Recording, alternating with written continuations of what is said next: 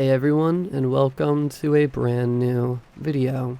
Tonight we have 6 stories coming out to just a little bit over 2 hours as per usual, ranging from dating app stories to the deep web and much, much more.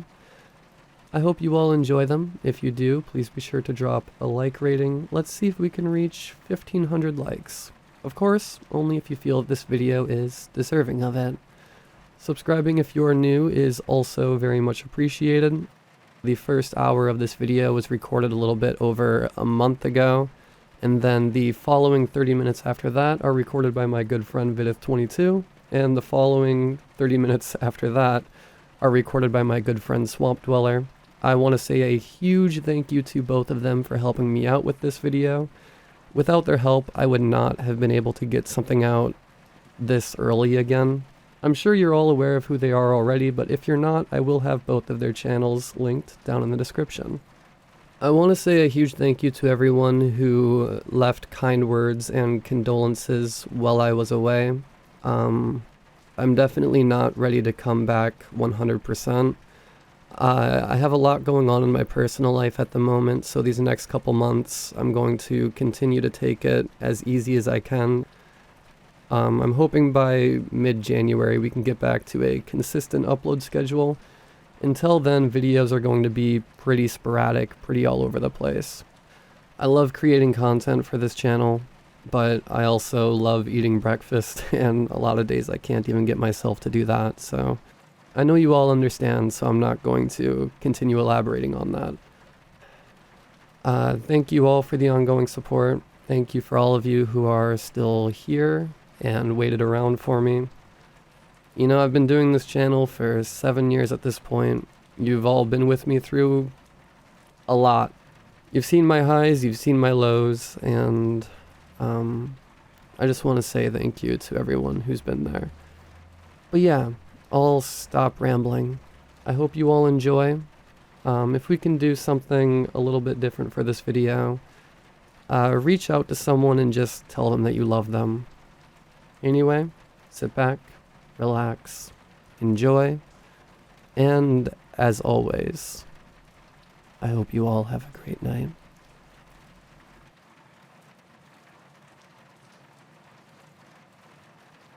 You've got a new match. My hormonal teenage self couldn't have been more excited. I quickly lost interest in the homework I had been working on that night and opened my phone. Almost as fast as it could light up with the notification, I clicked on the icon, staring intently until Tinder opened. Of course I was excited. I ran all the possibilities in my head, all the things that could happen. This could be the girl of my dreams. No, it didn't appear as though I matched with the girl of my dreams. This looked more like the girl from a nightmare that would shake the vilest creature in the deepest pit of hell to its crooked bones. Smiling from ear to ear, literally, was my match in the first picture of her profile. No name, no age, only a picture. The photo itself seemed to be professionally taken. It was a full-body picture. She was dressed in some sort of very formal black dress, and there was nothing about her that seemed out of the ordinary. She had black hair that was down and presented nicely, likely for this picture, or whatever event this picture was taken for, but I didn't give much thought to that, and you'll understand why. Her skin was well kept and seemingly unblemished. Come to think of it now, her face was the only off-putting thing about the picture.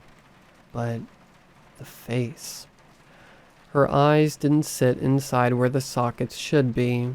They bulged out, seeming far too large for her face. They had no whites. The irises were everything. They were a dark purple, almost black. The eyes had no details. They were just blank, empty. Her teeth were normal, human teeth, and there would have been nothing wrong with them if she didn't have many, many more than any person should have. Her jaw opened wide, very wide. It opened from the bottom of one ear to the other. Teeth showing in their entirety as she gave a nice, big smile at the camera. I was disgusted by whatever Photoshop job this must have been, but I was also intrigued. It was a really good edit after all.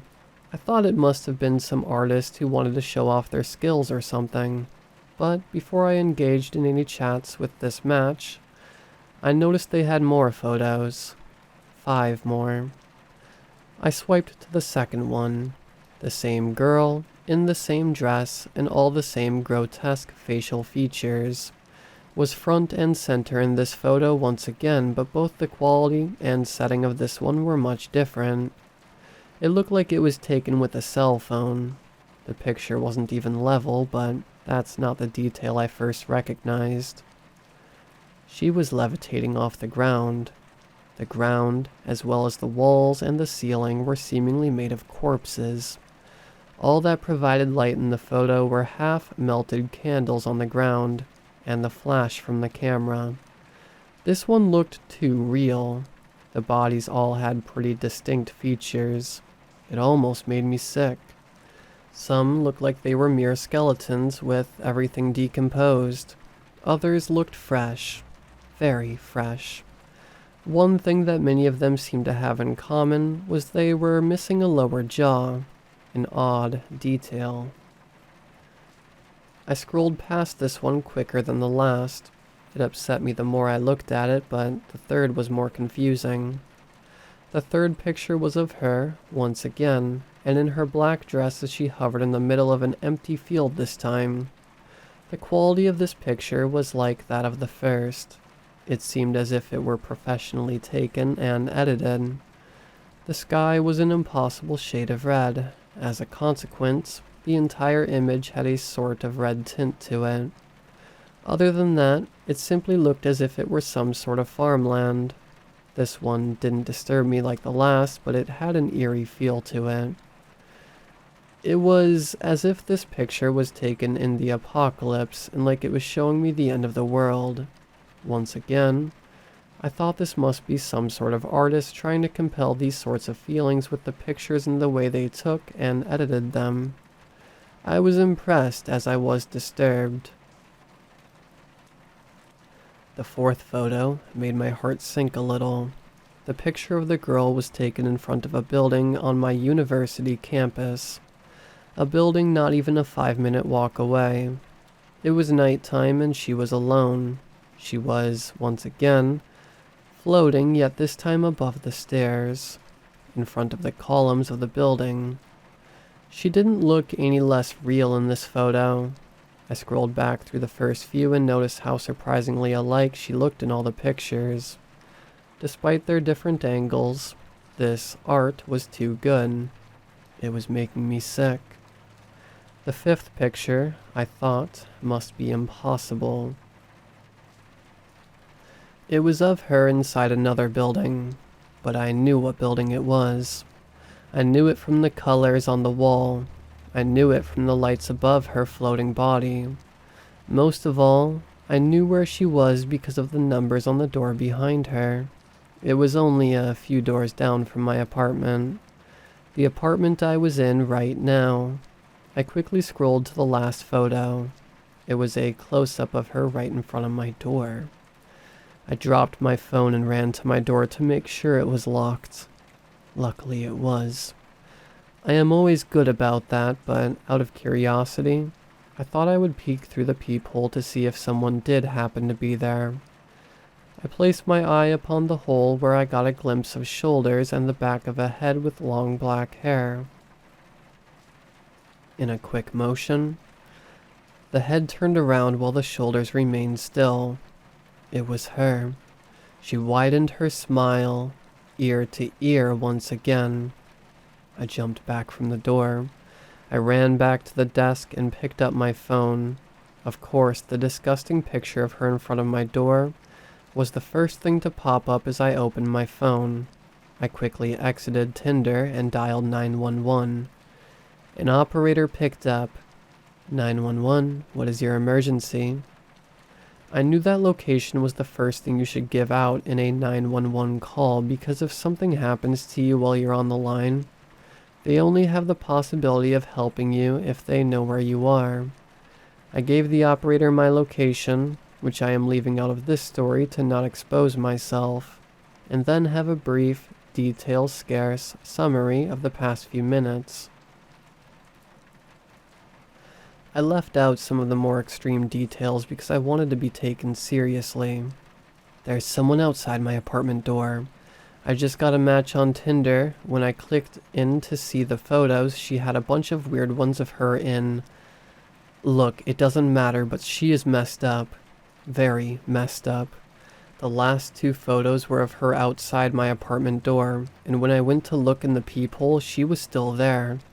I don't know how, but please send help. Alright, sir. Has she threatened you in any way? Has she tried to break into your apartment? We can't just send an officer because you feel scared of some girl you met on Tinder who happens to live in the same apartment building as you. Are you calling because she looks... different? I was speechless. I was infuriated. How could they do this? Did they think it was ridiculous I was calling them because of a girl? I exploded into a rant over the phone. So what if she hasn't done anything yet? What the hell is wrong with you? She found my apartment, my exact apartment, and is standing outside of it. We only matched minutes ago. This isn't right. I need... There was suddenly silence on the other end. I felt like I was about to scream. 911 just hung up on me. I was eyeing up my door for a second when I heard someone on the phone once again. It was someone different. He talked once again. This time my phone was up to my ear. Sir, can you hear me? Hello, sir. Yes, I'm here. I replied desperately. Sir, who you were just talking to was not 911 dispatch. I need you to listen to my next instructions very carefully. If you hear another voice other than mine on this call, you need to hang up immediately and wait for me to call back. If the entity you have encountered attempts to communicate with you in any way, for the time being you need to ignore it. Do not leave your apartment unless I instruct you to. Now, I need your precise location. We caught on to this one early on, so we should be able to contain it with ease. I was hesitant to even talk. Are you the police? No. I work for an agency whose purpose is to locate and contain or eliminate entities like the one you have had the unfortunate luck of encountering tonight. I need your location now. Maybe I was stupid for giving this man on the phone my location, but with everything that had just hit me, I didn't hesitate. I gave him my address and apartment number. He was silent for only about 15 seconds. Alright, a team is en route to your apartment. Sit tight. Now we need to lay out a few more rules. I have the floor plans for your apartment.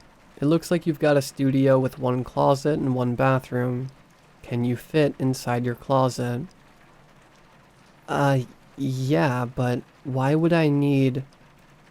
If the lock on your apartment door unlocks, I need you to quickly shut off the lights and climb into your closet.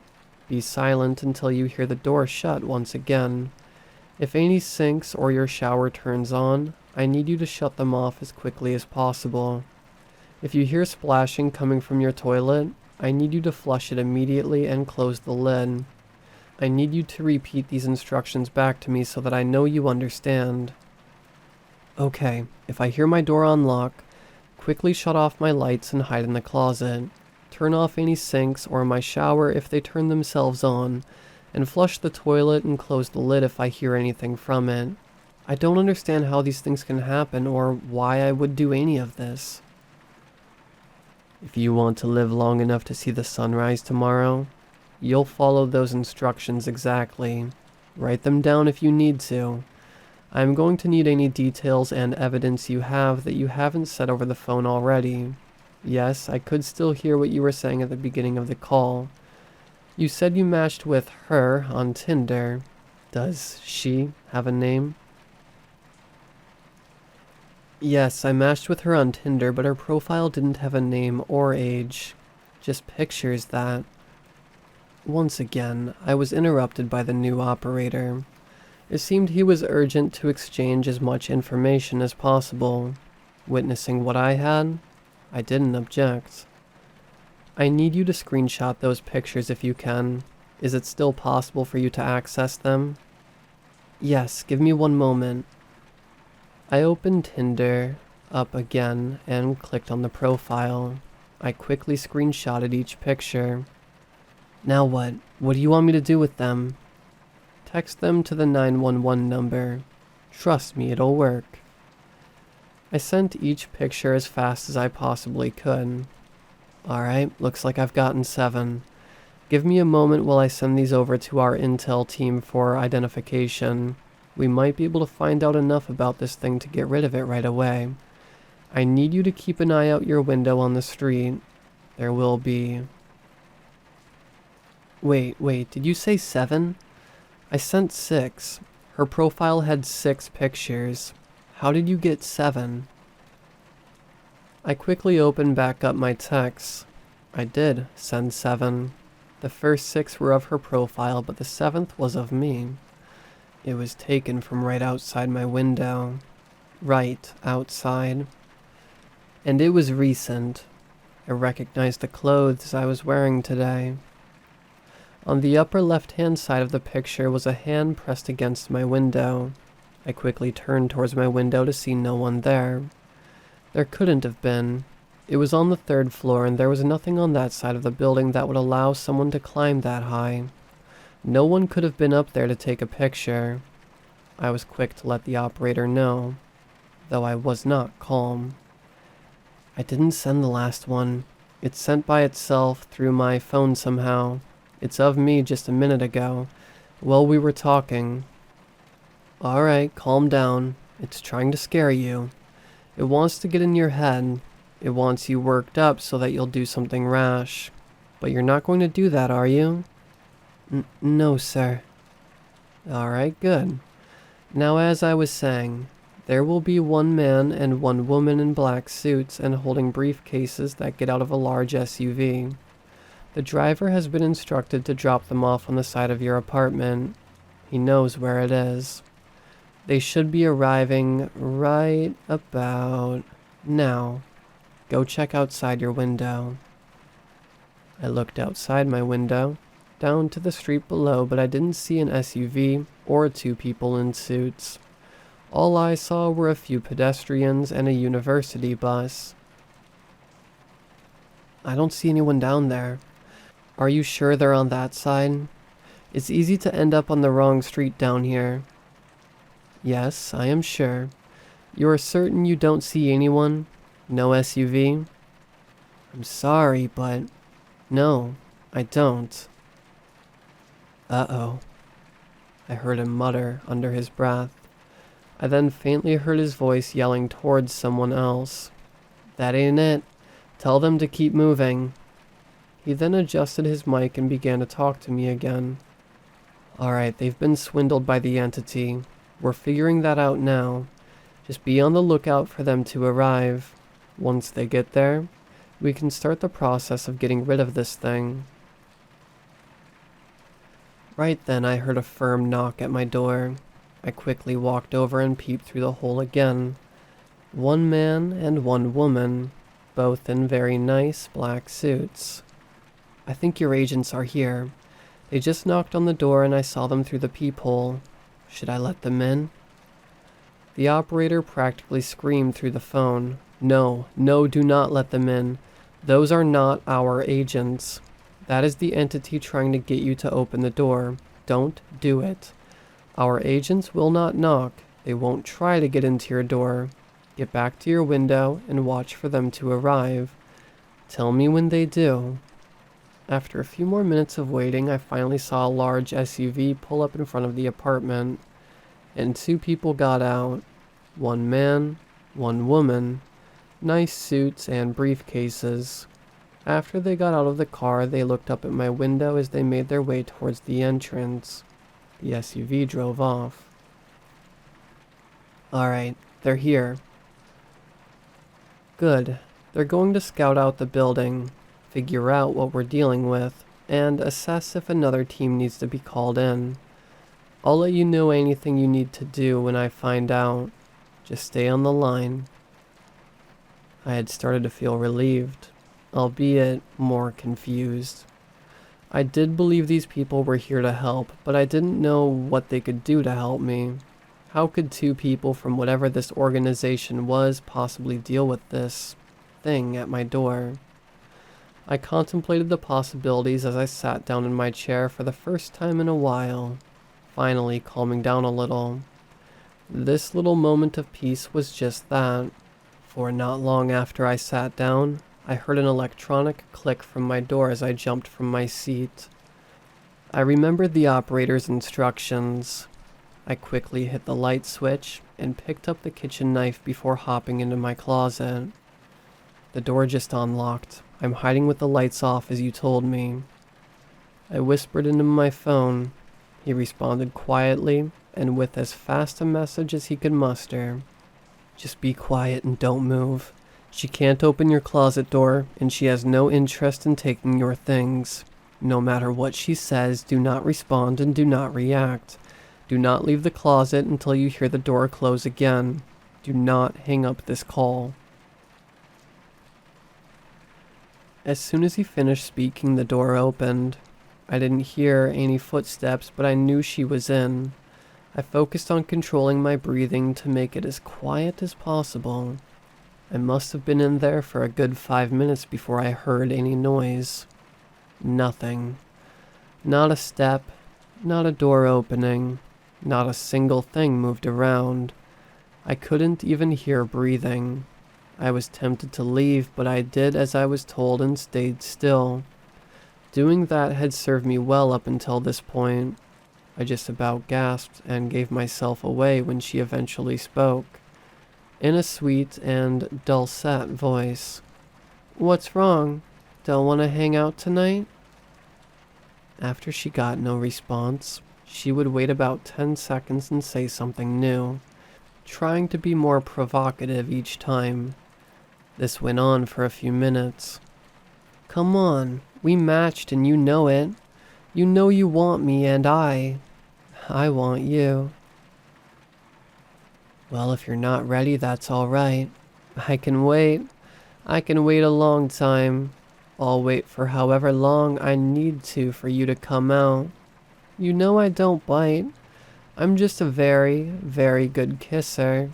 You can ask the others. You can meet them too. But why don't you try it yourself? Just come on out. What have you got to lose? I know how lonely you are. I know I'm the only one you'll ever have a chance with. At least I'm the only one who will love you forever.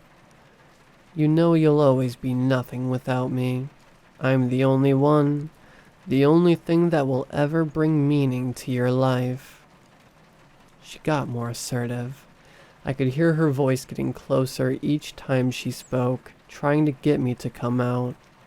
Eventually, she was so close to the closet door she was practically touching it. She might have been. It was obvious she knew I was in there, but the operator said to sit put and that she couldn't open the door. I trusted him for now. You know you're a worthless, rotting sack of crap. You are not even good enough for the maggots. You have done nothing with your meaningless, short life and you never will.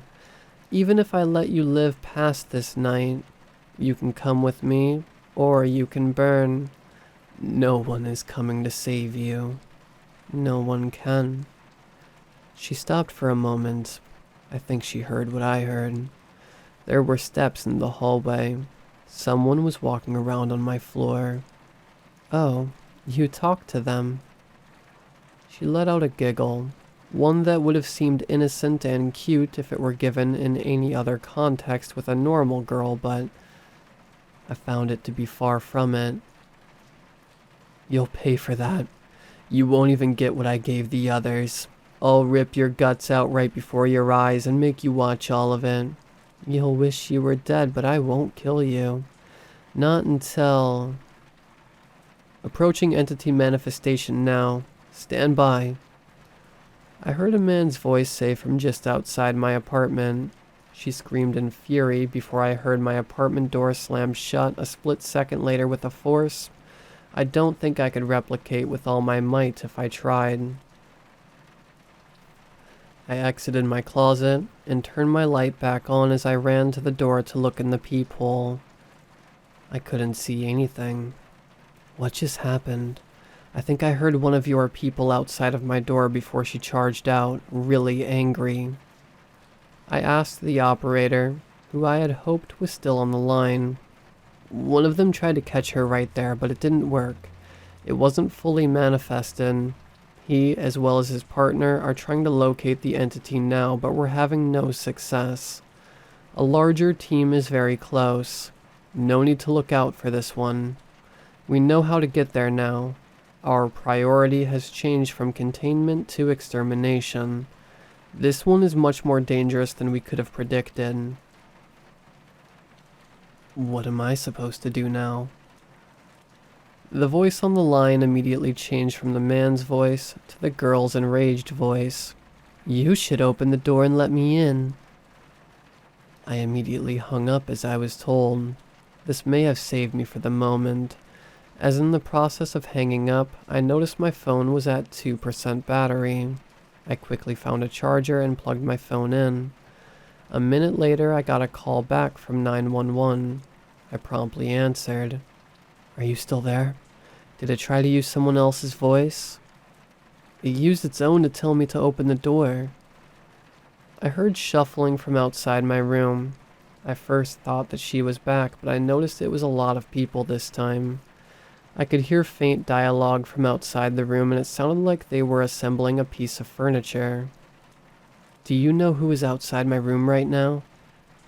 I asked the operator. Our second team arrived a few minutes ago. Some of them are downstairs setting up a base for this operation. Others are up by your room preparing equipment. Just let them do their thing and this will be over real soon.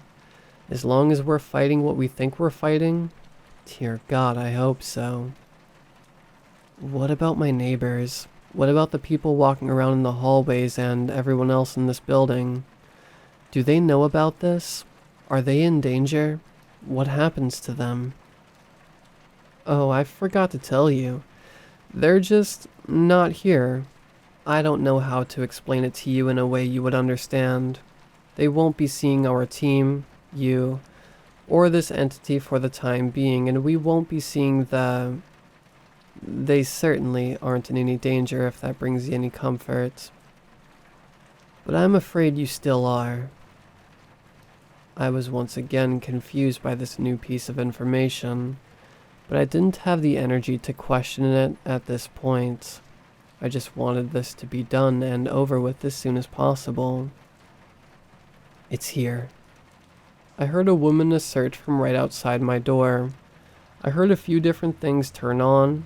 I don't know what they were, but I take it they were some sort of machinery or equipment they had just finished setting up. A few moments of silence passed by before I heard a man mutter, "Uh-oh." Seconds later, I heard light bulbs explode before gunfire erupted in the hallway outside my room. I sprawled out on the floor and got as flat as possible. Though no gunfire ever made its way into my room, these gunshots were quickly followed by an even louder scream from what I assumed to be the girl. The shooting went on for only a minute or two, after which I heard a few magazines drop to the floor and some rifles being racked as well as some louder dialogue and cursing. I started to put on my shoes, hoping this was over now, but besides that, I felt safer with shoes on anyway. Did they get it? I hopefully asked the operator. No, it plowed right through our guys and got away somewhere in the stairwell. She killed a couple of them and injured a couple more as well. We underestimated her again, but now we know what we have to do. We're almost through with this. Just keep a level head and you'll be all right. I sat down, silenced. 2 people just died on my behalf. 2 people died because I, being the stupid teenager I am, had to be on Tinder messing around. I checked my phone. It hadn't gotten much more of a charge by this time. It was only at 7%. I waited there for another 5 minutes. I just sat in guilt with my head resting in my hands, thinking of how all this could have been avoided before I heard something coming from my bathroom. I picked up my phone, unplugged it, and walked over, pushing the door open to get a peek. Hands were coming out of the toilet bowl and gripping the seat. She pushed down against the seat of the toilet as she attempted to force herself up out of my toilet. I screamed and fell back against the wall. Her head made it out. She was wounded, blood covering her face and arms. I could see that one of her eyes had been shot out and blood still ran out from the socket. She turned towards me as she attempted to pull the rest of herself up. She clenched her jaw but revealed all of her teeth to me, also covered in blood. Oh my God, she's climbing out of my toilet. It's too late. Go, run now. Do you understand? Get out of your apartment. I unlocked my door as I charged out. All of the lights were out. They had all been shattered. The hallway looked like a trench from a war. Blood lined the floor and was splattered along the walls and ceiling. There was broken equipment that was alien to me, all up and down the hallway, which I narrowly missed while running away from my room. I could feel the spent brass underneath my feet. The worst sight was the bodies. 2 men in body armor, with rifles strapped around them, lay lifelessly on the ground. One was flipped over and had a trail of blood behind him as if he was thrown. The other had his upper body propped up against a wall. His lower jaw had been ripped out as blood came from his mouth and throat and colored his black uniform red.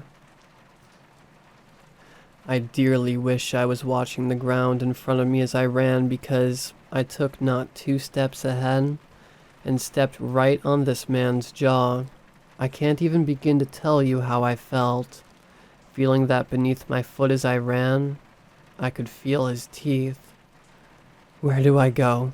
What do I do now? I frantically asked the operator. Get to the stairwell. Go down. I know you're used to there only being a few flights of stairs because the first floor is where they ended. You'll notice they go down further this time.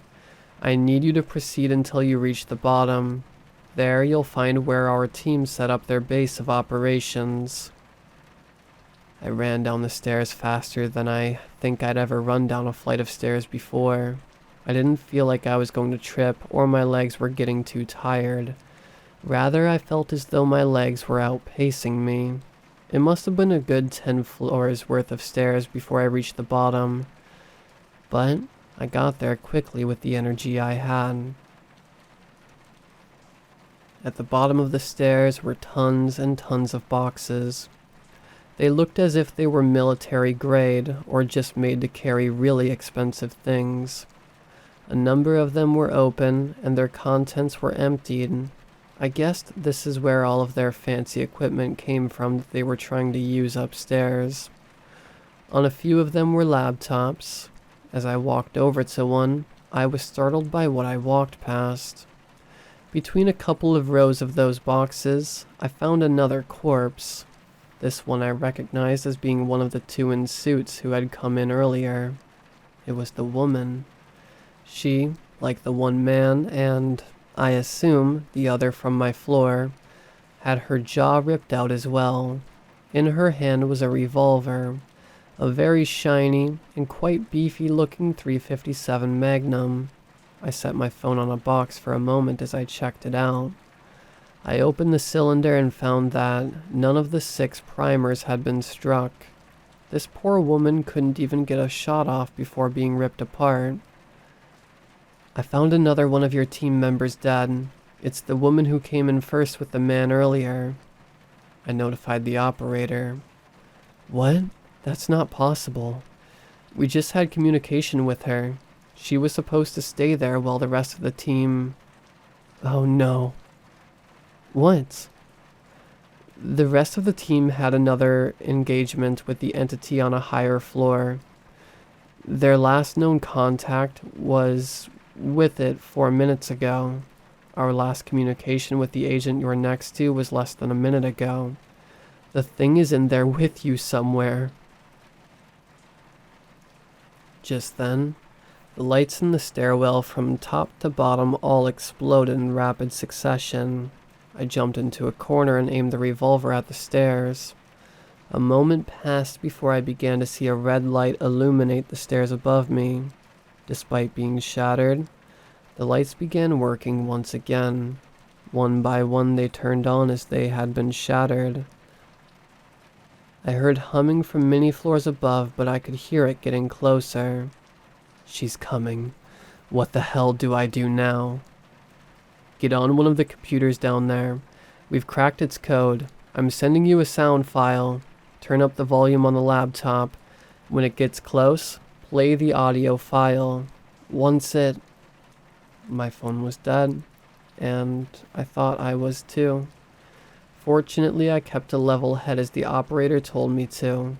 I kept myself as calm as possible as the humming got closer and made its way down the stairs. I ignored it, set the revolver down next to the laptop, and looked through what I could. It was in some sort of weird operating system, and I had no idea how it worked.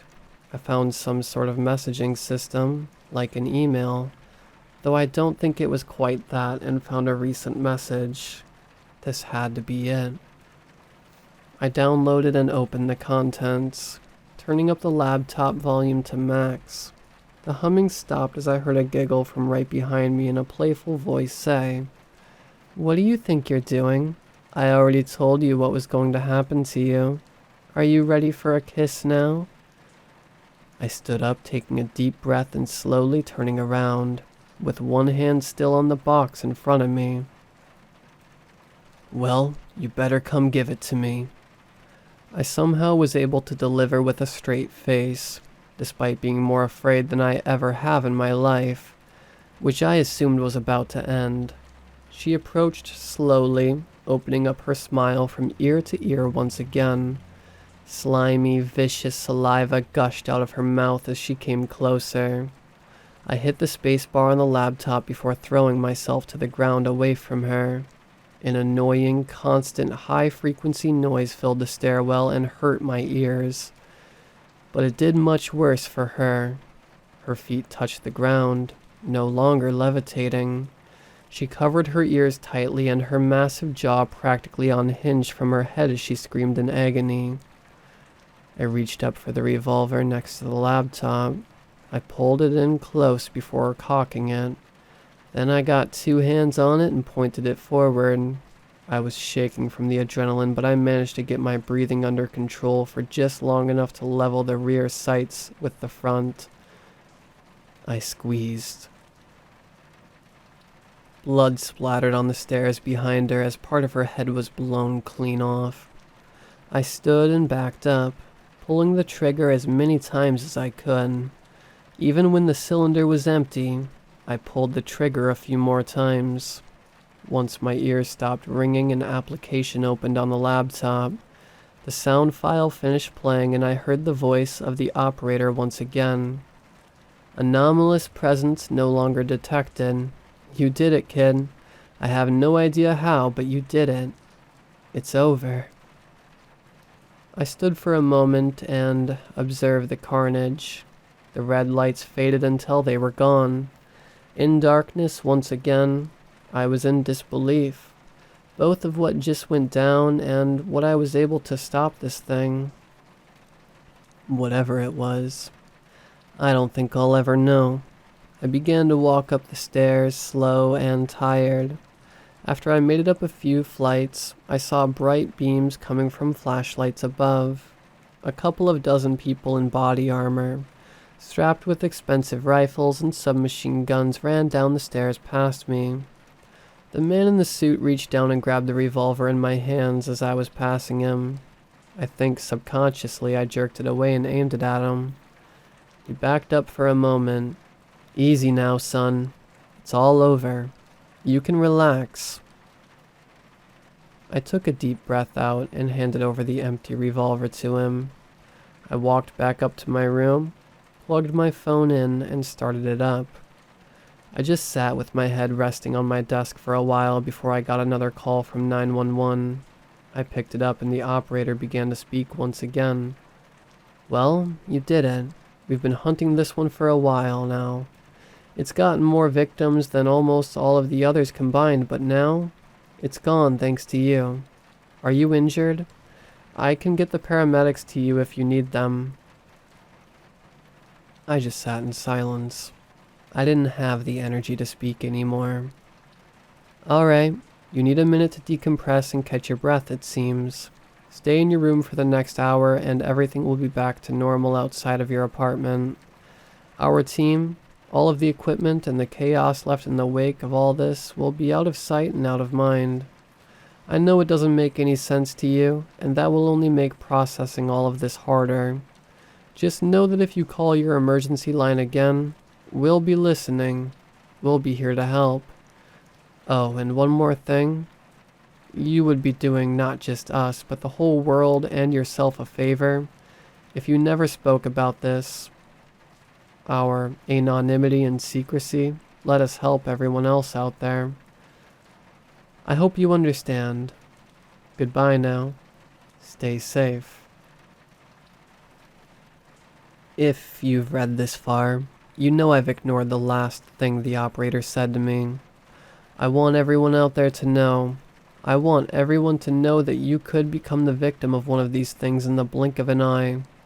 I want you to know that there are people out there hunting them down and they seem to not exist by any publicly displayed government information. I want people to know what to do when they call 911. I have no proof. My apartment building did return to normal. I am suddenly missing the text history I had with 911. I am not matched with that profile on Tinder. I have nothing. I also want to know more. Have any of you fallen victim to one of these things? Have any of you heard of them? What are they? Do you know more about this organization? How was my apartment building changed that night? How was reality bent and shaped back to normal? Please reach out. I need to know more. I was just about to hit the post button when my phone suddenly blew up. You've got a new match. My phone displayed it 100 times over. They're coming for me now. I need to make a call.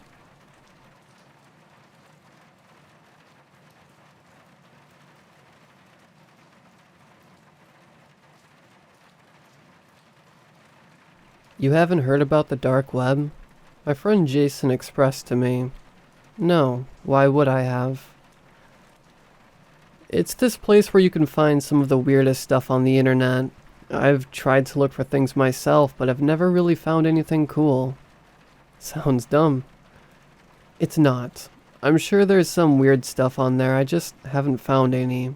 Look, how about after college I come over to yours and I can install this browser? The two of us can look on this together. I really couldn't be bothered with all the hassle, however, the expressive nature of his tone made me fold into letting him install this browser onto my computer. He was a computer nerd, so I just trusted him with that stuff. I was unfamiliar with this sort of thing. I never told him this, but Jason was my best friend. He was always there for me when I lost my mom and was just a very funny guy. He always used to play the most creative pranks on me. This might be cringy to some of you, but I gave him this wristband as a gift when I was younger for helping me through those times. He wore it quite a lot, so clearly he valued our friendship. He was really like a brother to me. Jason came to my house later that day and installed the software. We had a few drinks after that, and later on in the day, he left to go home and play some World of Warcraft. He was obsessed with that game. You see, I never really had any intention of going onto this dark web browser. Jason wanted me to explore it myself to see if I could find anything, but I really didn't care. For the next 2 days, I pretended to use the browser. When Jason asked me what I found, I just gave him short answers. Yeah, I looked and haven't seen anything cool or interesting. Sorry, man. Jason let out an elongated sigh in disappointment every time. After the week was finished, I was in my room profoundly bored. You see, I lived alone in a small apartment. It was actually a place owned by my father, however, he let me stay in it, as it was really close to my college. I didn't spend that much time in that apartment. I liked to go out with my other friends, have drinks, go to watch sports matches, and spend time at the local arcade. On this Friday night, many of my friends didn't have time for me. Some of them were going to a concert which was already sold out. Jason was alone in his apartment feeling unwell. Another one of them had things to do with their partner too. I was left single in this tiny apartment with not an awful lot of entertainment. So, my stale state of affairs got the better of me. I made myself a cup of coffee and sat in isolation by my computer desk. I decided to use the browser Jason had installed to see if I could actually find anything of interest. When I opened the software, I was surprised to see that it looked like any other natural browser. It was called Doorfront, which I thought was an extremely bizarre title. It had everything you'd expect: a search bar, some tabs at the top of the screen, and some colorful touches to the background of the page. My eyes skimmed across all the tabs and everything seemed exactly like Google. In the corner of the browser, something caught my eye. There was a smaller link which had a different color than the rest of the headings. It read, "Show me something I might not want to see." All of the other links were blue, however this one was in a dark red, hidden away carefully in the corner of the page. Naturally, human beings are suckers for doing the opposite of what is told to them. I told you not to think about elephants. You think about elephants. Naively, I pressed on the link expecting to see some really messed up stuff. After a few seconds of tense waiting, I was pushed to a new page. I was stunned to see that the page displayed the image of a goat. That's it. Just an image of a goat. It looked like it was laughing and had its tongue out skewed at a 90-degree angle. Immediately I thought this link was some sort of troll. I smirked at how random this was, however the link was still in that corner of the screen. Again, I pressed on it. This time I was presented with a Wikipedia page of a war that took place in Egypt during the early 1000s. After a few more clicks I realized what this "show me something I might not want to see" link actually was. It was a random search of the internet. Kind of a cool concept, however I wasn't seeing anything cool or interesting. Just as I was about to stop pressing this random internet search button, I was taken to a type of page I'd never seen before. It was a chat room with a distinct red background. It had a large chat box and also featured webcam images. Almost identical to how something like Omega looks, except with a more sinister tone. Thankfully, my webcam wasn't on, and it seemed like the other webcam was off too, as all I saw were two black squares. I just sort of stared into the dark screen for a few seconds before perceiving that this page was probably broken. I was moving the mouse towards the X at the top right of the tab when suddenly, user 274 started typing. I waited anxiously for a few seconds before seeing, "Hello there," with a winky face. Talking to strangers at 11:45 p.m. wasn't really of interest to me. On this night, however, I was alone with no friends, so I decided to reply. I let out an enthusiastic, "Hi." After a few long, awkward seconds, they started typing again. "What are you doing right now?" This seemed like a forward question, however, I lousily answered, Not much, TBH.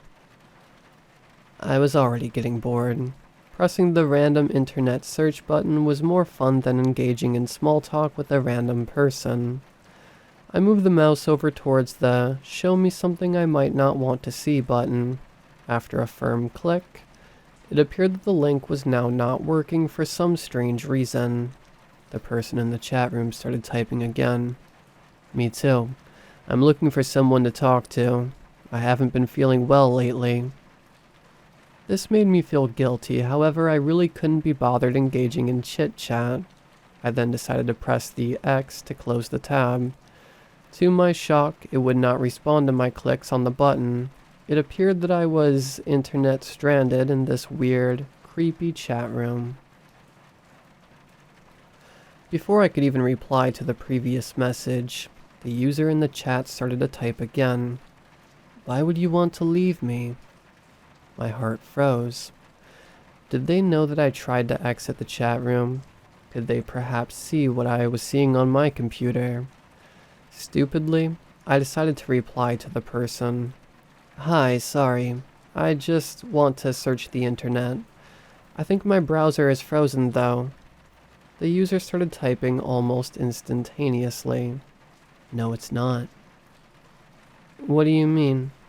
I asked, whilst bewildered. Your browser isn't frozen. There was a dead silence before they promptly messaged. I just decided to pause you. I started to sweat profusely. My hands began to shake as I typed in my concerned queries. I don't understand. The anxiety and fear was starting to hit me hard. I was sat alone in a small room in the pitch dark. The only light source was the radiant computer screen which lit up my face. They typed for a while and said, I didn't want you to leave like the rest of them. Don't worry, I have plans for us. My fear levels raised even higher. What did this creep want with me? They started typing again as my mind was struggling to process the freaky conversation that was unraveling. I need you to do something for me. Could you turn on the webcam, please? By this stage, I'd completely forgotten about the fact this was even an option. My eyes were frozen with fear on the chat box for so long that the two black boxes were totally neglected. I hesitantly decided to reply. No, I don't want to turn it on. Surprisingly, I was hit with the longest dead silence so far. The other person stopped typing for quite some time. In this period, I once again tried to press the X to close the tab. It still refused to let me off this chat space. Almost instantly after I tried this, the user started typing again. If you try to leave again, something really bad will happen. Stop trying it. My heart felt like it was trying to break out of my chest. I began to tremble as I typed. What do you want from me? They instantly responded with, turn on the webcam. No, why would I do that? I just want to see you react to something. Part of me was tempted to just press the webcam on button. Maybe if I reacted to whatever this freak wanted, he'd leave me the hell alone. Nevertheless, I stood firm that I was not going to turn on the webcam. I'm not going to do that. Can you please just leave me alone? All of a sudden, something strange happened. My mouse was completely frozen. No matter how I moved it, the cursor was stuck near the bottom of the screen. The user started typing. Fine. I'll do it myself then. I read in confusion before I was drawn to something horrifying. The cursor started to move on its own accord. I held a shaky stare as I watched it slowly move towards the webcam on text. Before I knew anything else, the button was pressed and my webcam was on. I saw my startled, shaky face pop up in the black box for a few seconds. Very quickly, I put my hand over the webcam and covered it with a firm grip. The person started typing again. Now I've seen what you look like. Wow. Move your hand right now. I need you to see this. I didn't oblige, and if anything, I further tightened my grip on the webcam camera. By this stage, my instincts started to kick in, and I realized how messed up this whole situation was. Whoever this was must have been hacking my computer somehow. I decided to press the power off button on the side of my computer. It didn't work. How can the power button on my computer not work? I watched in terror as the person typed again. I told you, if you tried to do that again, something bad would happen. I don't think you understand how serious I am, Jordan. I felt my soul leave my body. Jordan was my name. They somehow got information on who I am. I never told them my name or anything about myself. All of a sudden, I could see them begin to type again. Look, I mean you no harm. If you just show your face and let me see your reaction, I'll leave you alone. I decided to do something very stupid. Going through it in my head, what was the worst that could happen if they saw my face? They might actually leave me alone. My grip loosened and I slowly moved my hand from covering the webcam. My worried expression now showed on the screen for this crazy person to see. The user started to type again. Perfect. Enjoy. Enjoy what? I thought in my head. I stared at the screen for what might have been minutes and absolutely nothing happened. Only thing I could do was look at my own trembling face. Eventually, the other screen started to flicker, and it appeared that this user had now turned on their webcam. I couldn't make out what I was looking at. There was a dim light and also some glass. I then suddenly heard the opening of a door. I now realized what I was looking at. It appeared that this camera feed was coming from the inside of a car. Whoever was on the other end had left the webcam of what I presumed was a laptop facing towards the car door. When the car door opened, I gasped as I saw a figure in a dark hooded coat just stand there menacingly. They leaned in and looked directly into the webcam. I could see that they were wearing a dark ski mask. The person then raised their hand slowly and waved directly at the camera, directly at me. The person then did a quick 180-degree turn and began to walk the opposite direction away from the car. As the person visibly got smaller, I could see more and more about where this person was parked as they left the car door open. In the darkness, I could vaguely make out some garden decorations, and a house number 16 that was illuminated by the dim street lights.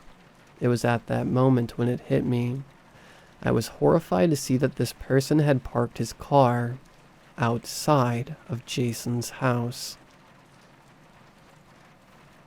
I could see from the webcam in the car that this dark figure was just standing outside his front door in the middle of the night. The hooded person appeared to press on the doorbell. I ran straight to my phone, which was on the desk behind me, to call Jason. I needed to warn him not to open the door. My brain still wasn't processing all that was happening. How did this person know Jason's address? The phone rang for what felt like years. No answer. I tried to call again. No answer. I muttered, "No, no, no, no," under my breath, the no's gradually getting louder as the seriousness of this messed up situation hit me. I ran outside and got in my car. Frantically, I began to drive to Jason's house.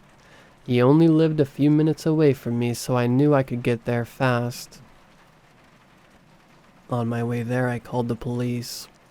I tried to explain the situation to them, but I was panicking so much that every other word was mumbled. They understood enough to send help to Jason's house as soon as possible. As I turned the corner to Jason's street, I looked right, towards his house. To my shock, the car from which I was witnessing this whole thing was no longer there. Jason's front door was visibly left wide open. I bursted out of my car and ran into his house. "Jason! Jason!" I called out into the many rooms of his home. I wildly looked around his house, but there was no sign of Jason anywhere. I checked the basement, the toilets, the closets, everywhere you could think of. Jason was nowhere to be seen. Everything became blurry. The anxiety, the panic, the fear, it all began to get too much. Mentally, I couldn't take it. My friend was gone and I had no idea where he was. A thought hit me in amongst my emotional breakdown. I still didn't end the chat that I was in with whoever this creep was. Maybe there was a chance the webcam was still on and I could figure out where he went. I sprinted back to my car and started to hurry home. I was going about 20 miles over the limit, but the journey felt like it lasted a lifetime. After getting home, I burst out of my car without even locking it. Suddenly, I slowed down as I noticed a small piece of cloth located just outside my front door. My heart was in my mouth as slowly I approached this dark red cloth. It was placed by my front door without any real care. My eyes were drawn to a piece of paper that was tucked under the cloth. I could see that on the opposite side of this piece of paper there was writing. Rapidly, I flipped the paper over. It read, "Show me something I might not want to see." The words chilled my spine. Slowly I began to unravel the cloth with my shaky hands. The cloth felt really wet, but it needed to be opened one way or another. Something slipped out of the cloth and hit the floor with a mush sound. I looked under the cloth I was holding and began to scream. A human hand had fallen out of the piece of cloth. The hand was covered in blood and there was an item located next to the body part. It was a wristband. Jason's wristband. I screamed in horror and fell to my knees as the realization hit me. It's been a few months since this event. The police conducted searches in the local area, however they never found Jason. I told them about everything that happened regarding the chat room and messages. They didn't help at all. I moved back in with my dad shortly after this event and also sold my computer after doing a factory reset. I couldn't find the link to the chat room that I'd previously been in, so what was the point anymore? So much about that night doesn't make sense. I play it over in my mind every single day, but I can't figure it out. Can anyone help me rationalize this? There's only one thing that ultimately matters. I lost my best friend, the person who was always there for me. I haven't given up on you, Jason. If you're still out there, I promise I'll find you.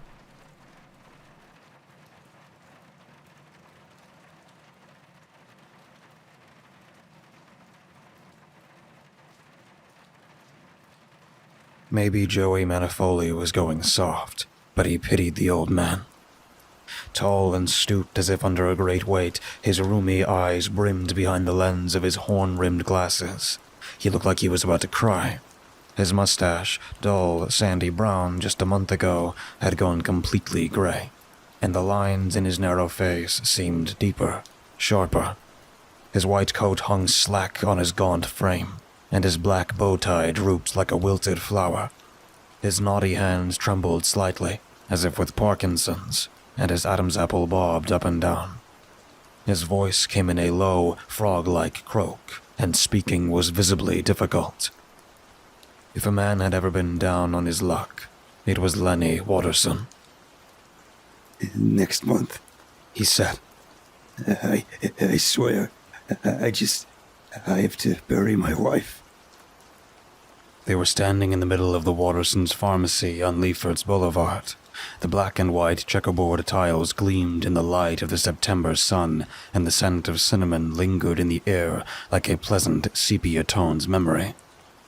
Lenny slipped his hand under his glasses to pinch the bridge of his nose, and a strange and uncharacteristic pang of sympathy cut through Joey's stomach. Short and squat, with graying black hair combed neatly back from a broad forehead, and clad in a plaid sports coat that made him look like a used car salesman instead of a mobster, Joey wasn't a man who often empathized with people. In his line of work, you can't, or you won't last a week. You gotta be cold, and you gotta be hard. The motto around the suite from which his crew operated was, "Fuck you, pay me." And it was fitting. Money makes the world go round, and if you're not being paid, your world stops. Normally, if someone gave him a sob story like Lenny Watterson's, he'd nod, express his condolences, then hold out his hand. "Now fuck you, pay me." Things were different with the old man, though. Lefferts, and most of Queens itself, had changed a lot over the past 20 years, but Watterson's had been here through it all, like a rock. 78, Lenny had been running the place since as far back as Joey could remember, and probably longer. Joey appreciated that. Nothing lasts anymore, and when something does, it deserves some kind of respect. He also saw a lot of himself in Lenny. They were both old partners in industries steadily fading away. You saw pharmacies and soda fountains nowadays less than you saw three-eyed aliens in this thing of ours. That wasn't what it used to be either. The old heads were dead or in prison. The Sicilians ran everything, and the old ways of making money didn't always work. Take extortion. A lot of guys used to make good money doing that because back then the mob was strong.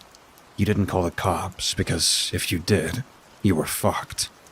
Now, 3 little numbers on the keypad could send 50 guys away for decades. Watterson was a special case. Nominally, Joey collected $300 every month for protection. Protection from what he'd do to the place if the old man didn't pay. But deep down, it was blackmail. Watterson, you see, liked little girls. Really little girls. Joey never threatened to expose him, but he made sure he knew up front that he could. "I'll pay you next month, I swear," Watterson repeated. Joey put his hands on his hips and sighed. He glanced at the boy on his left, tall and lanky with black hair and an olive complexion just like Joey's. He wore jeans and a black zip-up hoodie. He stared down at his white tennis shoes and looked like he'd rather be anywhere but here. Last year, Joey's brother and his wife were killed in a car crash, and Bobby came to live with him. He was a good kid, but too goddamn lazy, so Joey had been showing him the ropes. That way, maybe he'd make something of himself one day. Showing a mark of mercy would set a bad example, but he couldn't bring himself to go hard. Not on Lenny. He couldn't walk away empty-handed, though. All right, fine," Joey said, and gestured with his hands. "Look, I'm fair. We've been doing this a long time and you've always been good about paying, so here's what I'm gonna do." Watterson swallowed thickly and braced himself. "I'll waive the payment, and this payment only. But come on, you gotta give me something." The old man nodded. "Whatever you want." "What do you got?" Watterson opened his mouth, then closed it again. I don't really have anything," he said. I Recognition flickered in his eyes. Joey could read people well enough to know the old man had thought of something. "What?" Joey asked. "Well, I have an old arcade cabinet in the basement. My brother gave it to me before he died." Samuel Watterson ran a junk shop out in Brooklyn for 30 years before retiring. He went to storage locker auctions like those assholes on TV and bought shit for cheap, then turned around and sold it for as much as he could. Another crew out in Flatbush put the squeeze on him, and a couple of the guys used to accept crap from his store in lieu of money. Their captain reamed them out for it, too. "Arcade cabinet," Joey said, tasting the words like they were strange and new. You mean like an arcade game, right? Watterson nodded. Yeah, I was gonna set it up here, but I never got around to it. When he was a kid, Joey and his friends used to hang out in an arcade in Maspeth, a dark, cave-like place filled with beeping, flashing lights and girls. He stopped fucking around with video games when his nuts dropped, but from what little he knew, some of those old games were worth a lot of money now. Let me see it, Joey said. Watterson led them down a brief hallway past the bathrooms and the office, Joey close behind and Bobby bringing up the rear. At a door with employees only on it, Watterson stopped and produced a key from his pocket. It worked the last time I checked it, he said over his shoulder. That was 3 years ago, so I can't promise anything. He unlocked the handle and opened the door. The hinges creaked, and the stale smell of mildew pinched Joey's nose. Watterson reached in, snapped an overhead light on, and carefully defended a set of rickety wooden stairs, one hand trailing along the unfinished banister. At the bottom, the walls were stone and the floor earth. Thick layers of dust coated everything, and cobwebs danced like phantoms in shadowy corners. Boxes lined one wall, and broken stools, chairs, and tables were heaped here and there like the aftermath of a miniature tornado. The game sat in an alcove around a corner, covered in a white canvas tarp. For some reason, Joey was reminded of bodies in the morgue. Bobby, hands thrust sullenly into his pockets, stood next to Joey, while Watterson yanked the tarp off. Motes of dust swirled in the air and made Joey's eyes water. This is it, Watterson said, and tossed the tarp aside. Joey walked over to inspect it. 6 feet tall at a glance, it looked like every arcade game Joey had ever seen. Screen, marquee over the monitor with the game's title on it, and a control panel with buttons and joysticks. There was no artwork on the sides like you'd expect, only a grid pattern consisting of black lines on a silver background. The lettering across the marquee was blocky and light blue. Primus, it read. Never heard of it. Walking slowly around it, Joey checked for obvious signs of damage, but didn't see any. He spotted a cord lying in the dirt and picked it up. You got an outlet down here? One sec. While Watterson went off to find an extension cord, Joey looked up at Bobby, who studied the cabinets with mild interest. You ever heard of this game? He shook his head. No. Watterson returned with an orange cord, and Joey jammed the plug into it. The marquee lit up. Soft electric shimmer, then the screen. Primus flashed across it. Below that, L 1981 MK Tech. Credit 1. Hey, there we are, Joey said. He dug in his pocket for a quarter and dropped it into the slots with a metallic and strangely satisfying chink. He pushed play, and a green vector lines streaked across the screen. A star-shaped thing formed in the center, and a tiny triangular spaceship appeared on the left. Joey hit a button, and the craft fired at the star, which began to spin.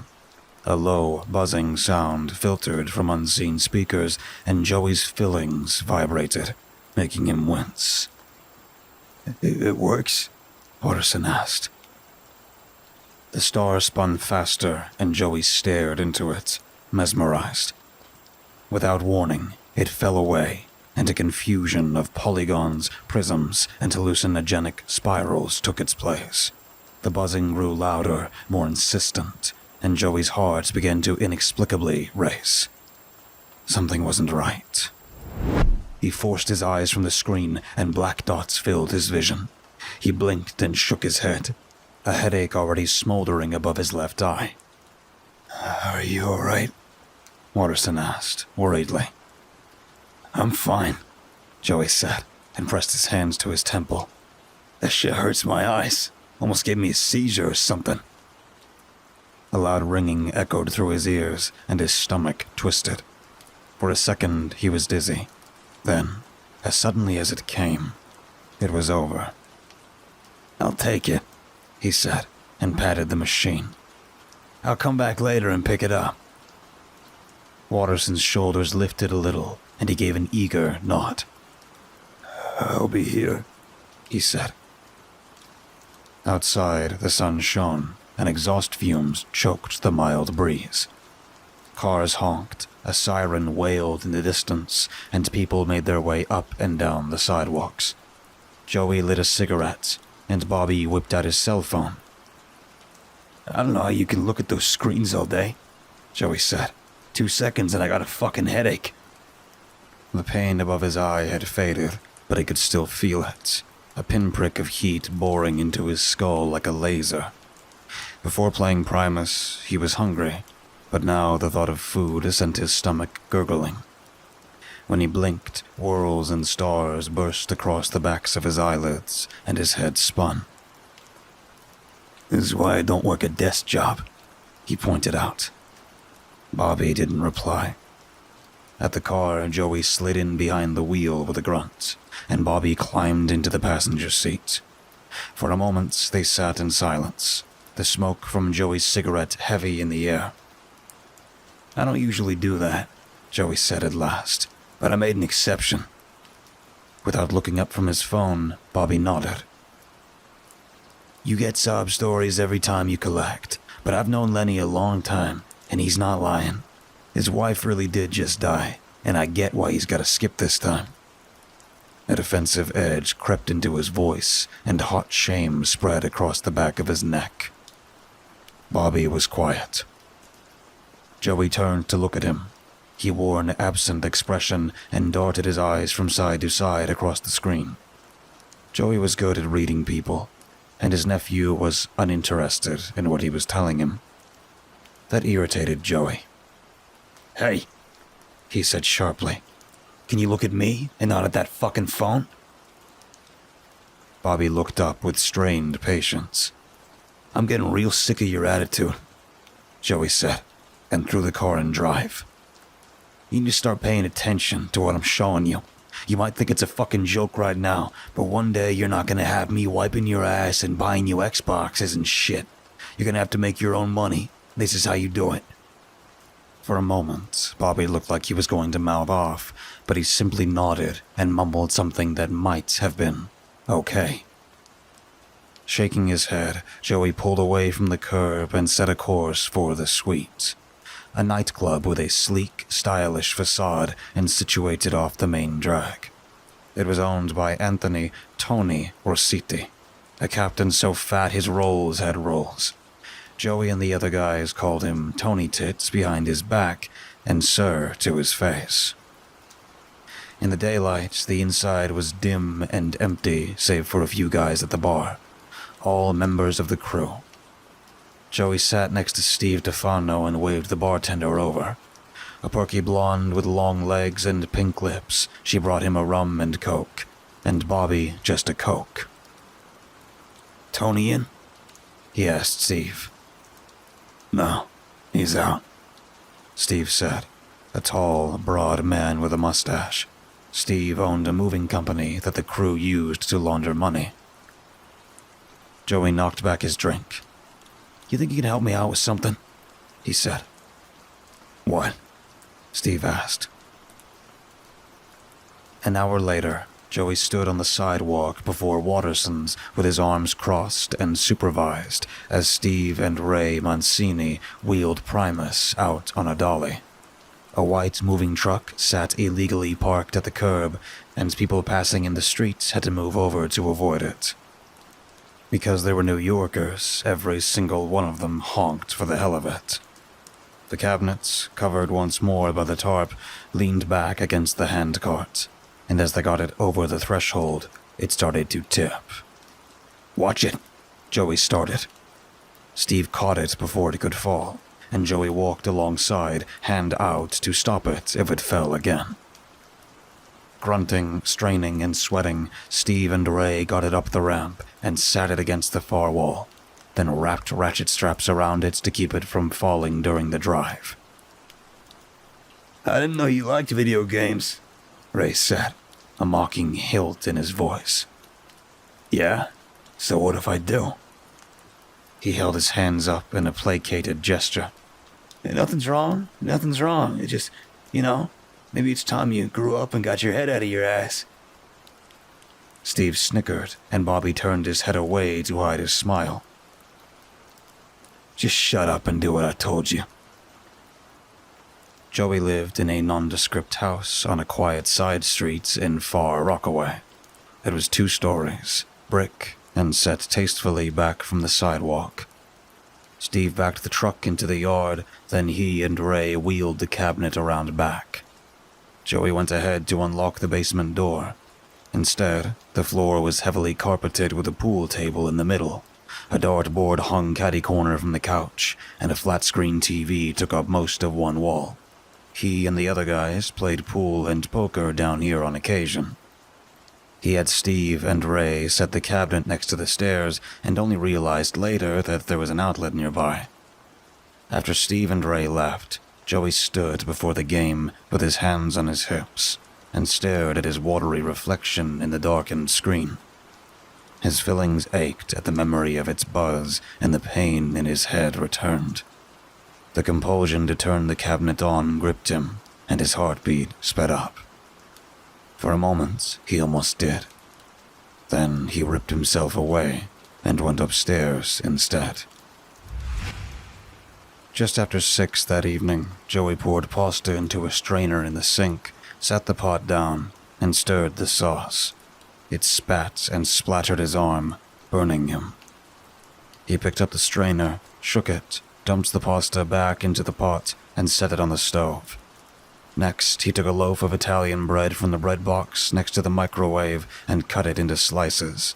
He worked with the grace and ease of a ballerina, as at home in the kitchen as he was beating a guy's face in with the handle of a .38. His movements were fluid, his steps fleet. In a wife-beater that stretched tight across his gut and bared his hairy arms, he resembled a bear, but mimicked a rabbit. When the sauce was done, he turned the stove off and set it aside, then grabbed a plate from the cabinet over the sink. He forked a generous amount of pasta, drowned it in sauce, and added a piece of bread, and set it on the table. He did it again, then went into the living room where the TV played unwatched, and the lamplight cast a low, comfortable glow.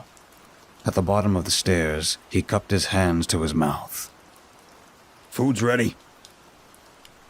He waited until he heard Bobby moving around, then went back into the kitchen and sat, the chair creaking under his weight. A few minutes later, Bobby trudged in like his feet weighed 500 pounds apiece and took his spot. His eyes were hazy and unfocused, and his hair stuck out at odd angles, putting Joey in mind of those troll dolls that were big when he was a kid. You were sleeping, weren't you? Joey asked. Yeah, Bobby said. I was tired. You need to stop staying up all goddamn night on that computer, Joey said, and took a bite. It'll turn your mind to mush. I feel kind of sick, that's all. The boy mumbled and picked up his fork. That was a lie. He stayed up until 2 or 3 in the morning playing games or going on 4chan or whatever kids do. A vision of Primus came back to Joey, and his chest closed like a feeble fist. Something wasn't right with that cabinet, and after dinner he was going to go downstairs and check it out some more. For a while they ate in silence. The only sound was the scraping of forks on plates. Then Joey took a drink. You asked that girl out yet? A deep blush spread across Bobby's face, and Joey couldn't contain a grin. Her name was Clara, or Kara, or something like that, and she lived a couple of houses down. Cute little redhead with green eyes and pale skin. She was always following Bobby around like a puppy dog, smiling at him, giggling, the works. Bobby said he didn't like her, but he was a goddamn liar. His problem was that he was too damn shy. Not yet, he said. Why not? Joey asked. Bobby shrugged one shoulder. I don't know if she likes me like that. Throwing his head back, Joey laughed. You got a lot to learn, you know that? I can read people, kid. Trust me, she likes you. Wants to hold your hand the way Trump wanted to nuke that fucking hurricane. Bobby's blush turned bright red, and Joey laughed again. He liked picking on his nephew. In a fatherly way, of course. Those Irish girls are wild. I give it 5 minutes before she's dragging you in her house. Let's go to my room. Bobby choked on his food, and Joey slapped his back. Seriously, though, Joey said, and took a bite of his bread. You should ask her out. Stop being shy and shit. I'm not shy, Bobby argued. Whatever you want to call it, ask her out, or you're grounded. He grinned to show that he was playing. After dinner, Bobby did the dishes, then went back up to his room to do God only knows, and Joey went into the basement. The cabinet was where he left it, huddled at the foot of the stairs like a cat burglar with his back against the wall, listening. Joey favored it warily, as though it were a coiled snake instead of a video game, and the memory of the buzzing returned. Despite bitching and moaning about cell phones and computers, Joey owned one of each and used them frequently. Neither one made him feel like he was going to pass out the way Primus did, and though he kept it under wraps, he was a little worried. He blamed the game earlier, but maybe something was wrong with him. He was 53 and overweight with high cholesterol, the perfect candidate for a stroke. He didn't know much about strokes, but maybe the flashing lights and teeth-rattling hum of the cabinet triggered something. He sucked his bottom lip into his mouth and considered his next move. Part of him wanted to go back upstairs and forget about it, but another wanted to plug the game in and play it, just to see. If something was the matter with him, he needed to know about it. After an indecisive moment, he bent over, picked up the plug, and jammed it into the outlet. The marquee kicked in, and the air crackled with energy, setting his teeth on edge. He stood in front of the screen and stared at it. Primus, L, 1981, MK Tech. Credit 1. He reached into his pocket, found a quarter, and started to put it into the coin slot, but stopped. Maybe he shouldn't do this. Maybe he should go upstairs, make an appointment with his doctor, and be done with it. The quarter dropped into the machine's guts with a click, and he swallowed. No, he'd just play around and go from there. He hated going to the doctor, and if he didn't have to, he didn't want to.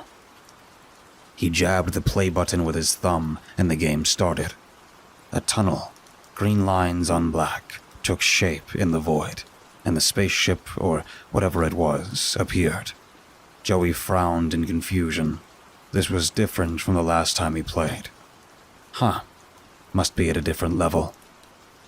The ship took off like a rocket, and Joey guided it with the joystick. Every so often a throbbing light filled the track, and hitting it made the ship go faster. If you touched the wall grids, you slowed down, and if you slowed down too much, the timer ran out and you lost. It was simple, even for its time, but, not bad, he guessed. As he played, Joey felt none of the effects from before. His head didn't spin, his skull didn't ache, and his stomach didn't heave. The buzzing bothered him at first, and after a while it receded to a low drone that settled into his brain. It wasn't bad, actually. It kind of made him sleepy. At the end of the level, "You win" flashed across the screen, and Joey smirked. He liked to win. The next stage was different. Points of white light streaked at the player, giving the effect of being on a spaceship and whizzing past stars. None of the buttons did anything, but if you maneuvered the joystick, the screen moved from side to side. 2 minutes in, strobing colors rapidly pulsed, and Joey stared into them, unaware that his jaw hung slack or that his eyes had widened as if to see every pixel. The world ebbed away.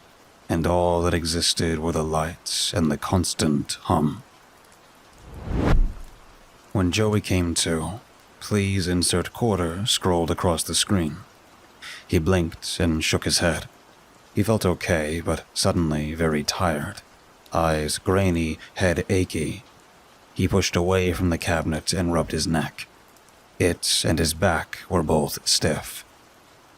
Upstairs, he got a drink from the fridge and went into the living room. The buzz rang in his ears, and his fingers jittered. Every time he closed his eyes, he could vividly see the screen, and his stomach knotted with something approaching need. On TV, Stephen Colbert sat behind his desk on The Late Show, and Joey's step faltered. What fucking time was it? He pulled out his phone and swiped his thumb across the screen. Almost midnight. Now, his head did spin. It was just after 7 when he went downstairs. There was no way he spent 5 hours standing at that cabinet. His back and neck both twinged in disagreement. He furrowed his brow in thought and racked his brain, sure that he was wrong, but no. He was only down there 20 minutes, maybe half an hour. Yet his phone said it was 11:58. That couldn't be right. He stared down at it, expecting it to magically change, but it didn't. Something eerie seemed to pass close by, and the hairs on his arms stood up. 5 hours. He spent 5 hours down there, and he honestly couldn't remember any of it. A chunk of ice formed around his heart, and he nervously licked his lips. Wasn't losing time like that a sign of having a stroke? In bed, he gazed up at the ceiling, hands folded on his quivering chest. Headlights from passing cars darted across the walls, and a quiet hum permeated the atmosphere like electricity before a storm. When he closed his eyes, he saw grids, swirls, and light, and the hot pain in his head swelled. A hot flush crept over him, and his heart palpitated sickly. He glanced at the phone on the nightstand and chewed his bottom lip. If it didn't stop soon, he'd call an ambulance. Sometime later, the malaise melted away, and he slipped into a thin slumber. Twinkling lights surrounded him like falling snow, and an ominous buzz steadily increased like an approaching swarm of wasps. Stalks of green light cut through the darkness, forming a prison-like grid, and Joey stumbled through it, desperately looking for a way out. The buzzing was louder and louder, worming its way into his head, puncturing his brain, setting every nerve ending on fire. It sounded like whispering voices, and though Joey couldn't make out the words, he understood them. He understood them too fucking well. A thunderclap of agony rocked his skull, and he fell to his knees with a scream. Blood seeped from his eyes, and his nails clawed madly at the sides of his face, ripping skin, tearing veins. His eyes bulged from their sockets, inflating like 2 balloons, and the voices screamed at him, frantic, urgent. The pain was excruciating, and there was only one way to stop it. Staggering to his feet, Joey ran at the wall, and the grid shimmered with dark excitement.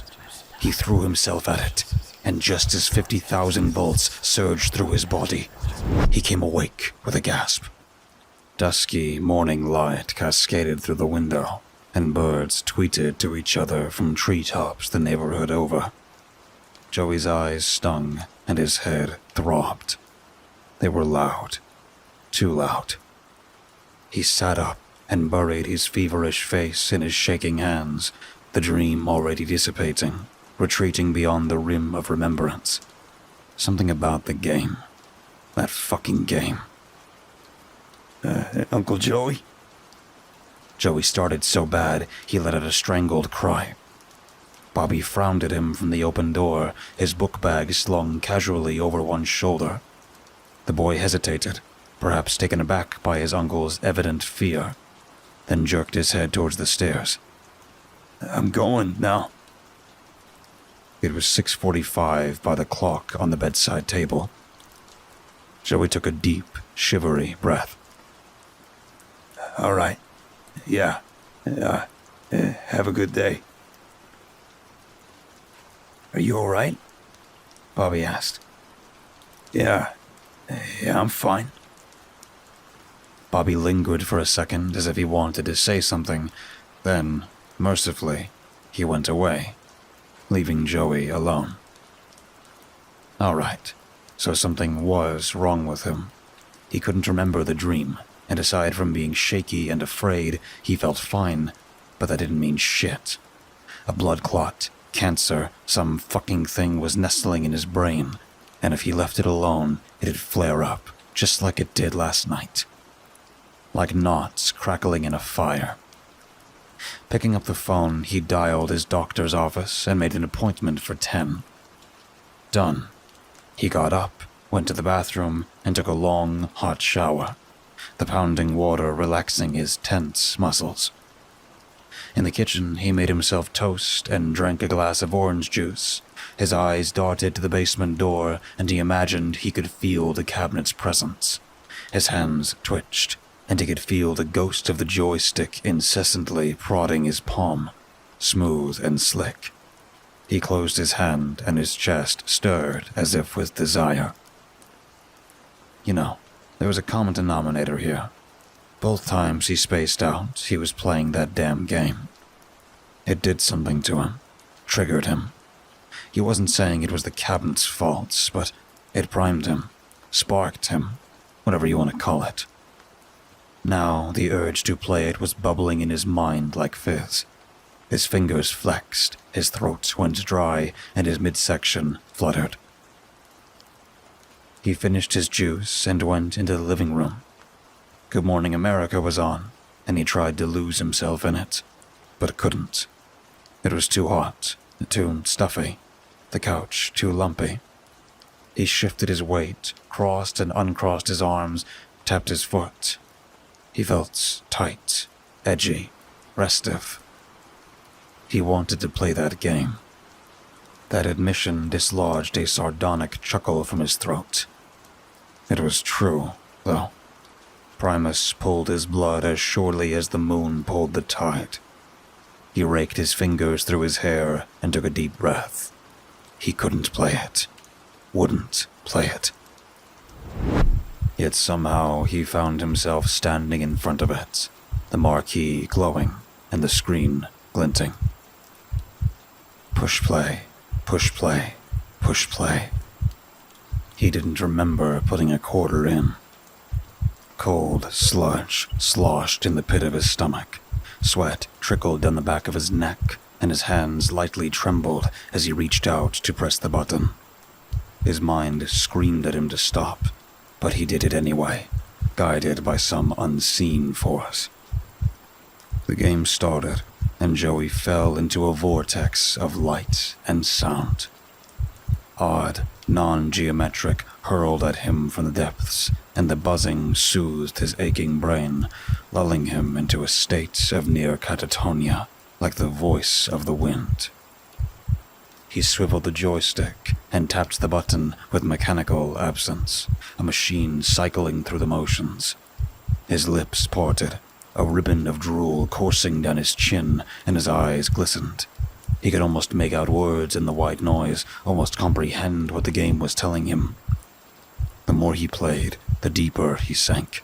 He could hear the blood crashing in his veins, mice thumping in the walls, traffic on Central Avenue 4 blocks away. He could smell the hot wires in the machine's body, metallic like ozone. He could feel every pump of his heart, was aware of every bone in his body. The voice became clearer, louder and commanding. A hand fell on his shoulder, and the illusion shattered.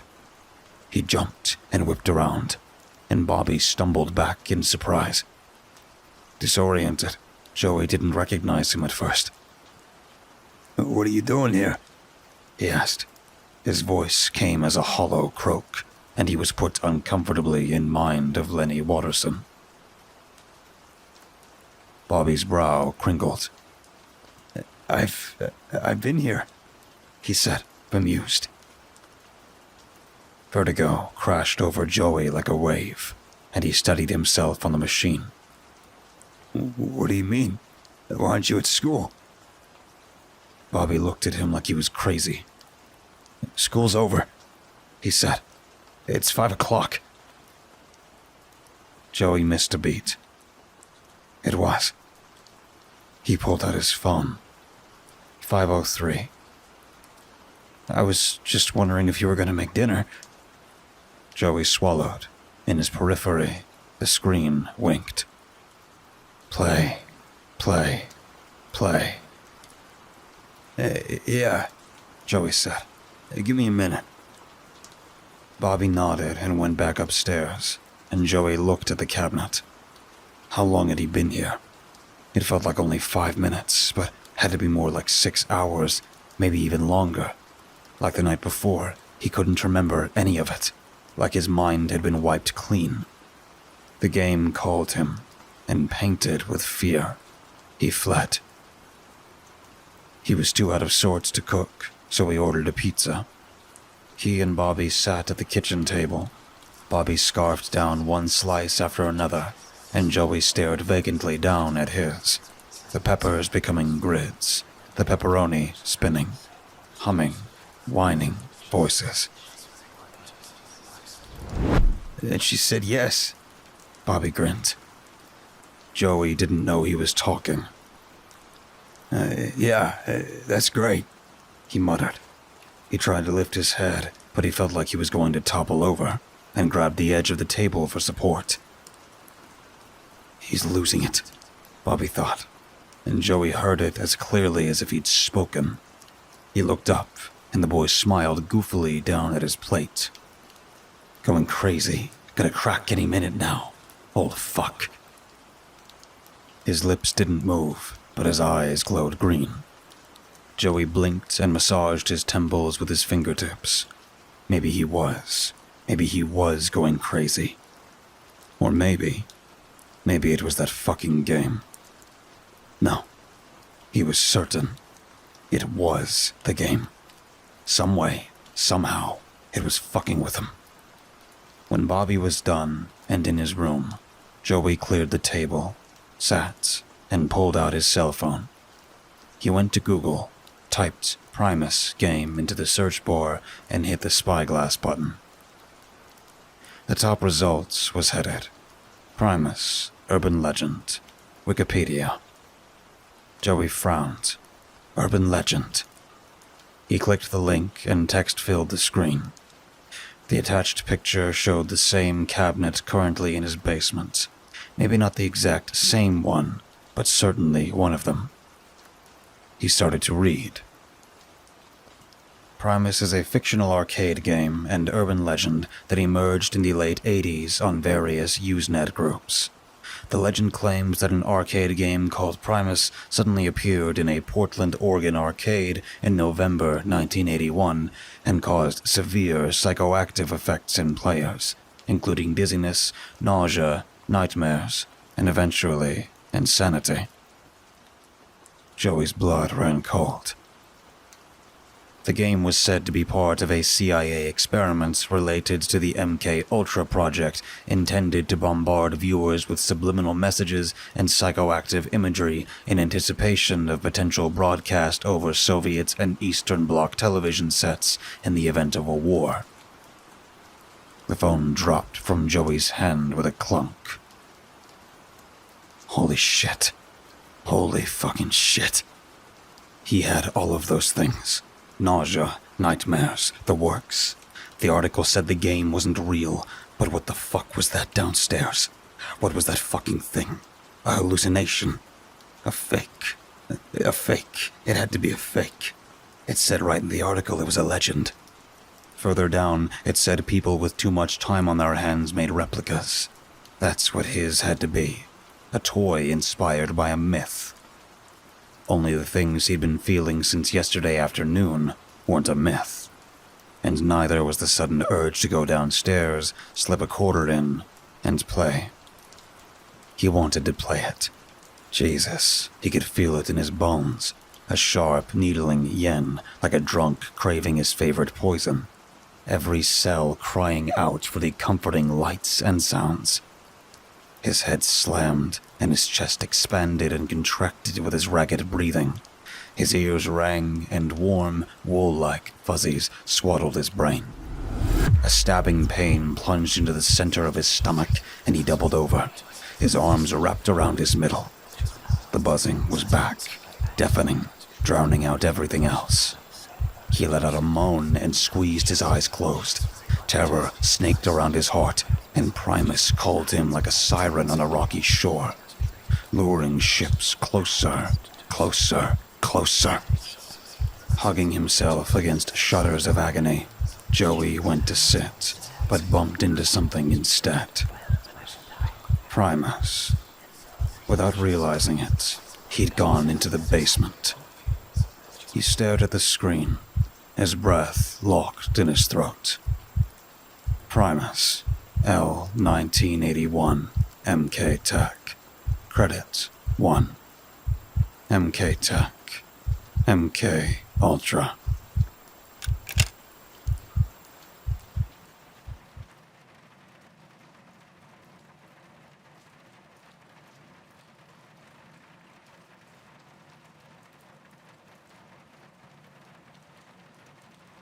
My Cliche Scary Halloween Story. I feel cliche calling this my Halloween story, but all these events transpire between multiple days leading up to Halloween.